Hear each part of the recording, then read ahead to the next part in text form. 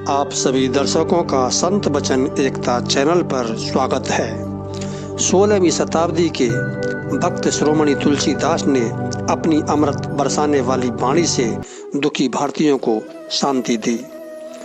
उन्होंने जागरण की नई दिशा खोजकर कर्तव्य पथ पर आगे बढ़ने को कहा। उन महान संत का जन्म बांदा जिले में राजापुर ग्राम में हुआ था। उनकी माता का नाम हुलसी और पिता का नाम आत्माराम दुबे था। वह सरयू पारीण ब्राह्मण थे।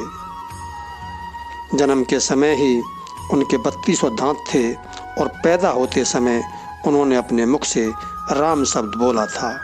दुर्भाग्य से शीघ्र ही उनकी माता की मृत्यु हो गई। चुनिया नाम की दासी ने उनका पालन किया। वह भी 5 वर्ष बाद चल बसी।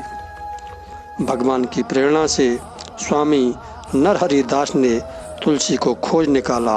उन्होंने उनका नाम राम बोला रखा और अपने साथ अयोध्या ले गए।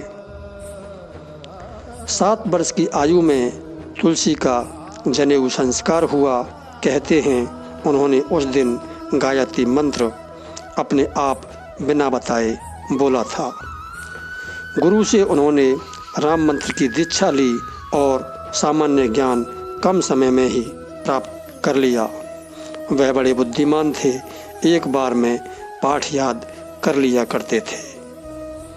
तुलसी को श्री नरहरि दास जी ने एक बार सोरों में राम कथा सुनने का सौभाग्य मिला। तब उन्हें संस्कृत पढ़ने की धुन सवार हुई। वह काशी चले गए और 15 वर्ष तक संस्कृत का गहन अध्ययन किया। तुलसीदास अपनी जन्मभूमि लौटकर राम कथा सुनाने लगे। उन्होंने एक भारद्वाज गोत्रीय सुशील सुंदर कन्या से विवाह कर लिया। एक बार वह पत्नी के मायके चले जाने पर उसके पीछे बिना बुलाए ससुराल पहुँचे। उनकी पत्नी को यह अच्छा नहीं लगा। उसने कुछ कठोर बातें कह दी।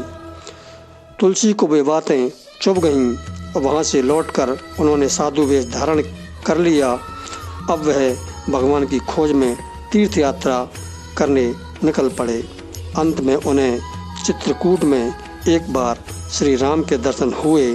तभी उनके मन में राम कथा लिखने की प्रेरणा जगी।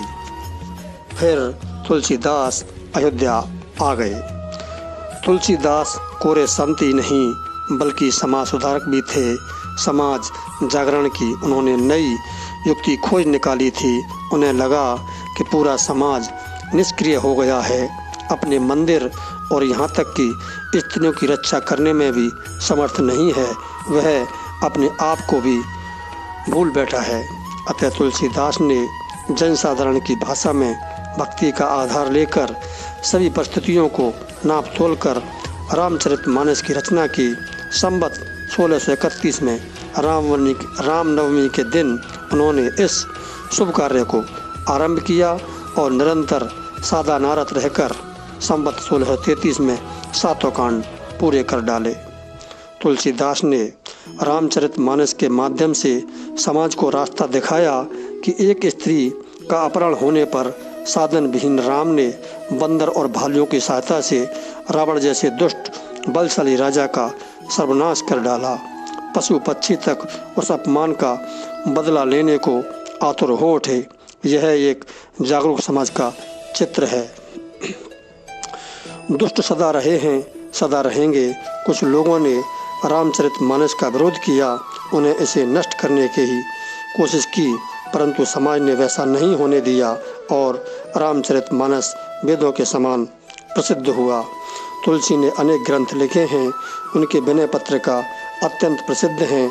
1623 ईस्वी में गंगा के पावन तट पर श्रावण मास में शनिवार के दिन कृष्ण पक्ष की तीज को तुलसी इस संसार को छोड़कर स्वर्ग को चल दिए। युगों तक भारतवासी लोक नायक तुलसीदास को अपनी श्रद्धांजलि समर्पित करते रहेंगे। ये वीडियो आपको अच्छा लगा हो तो वीडियो को लाइक करें।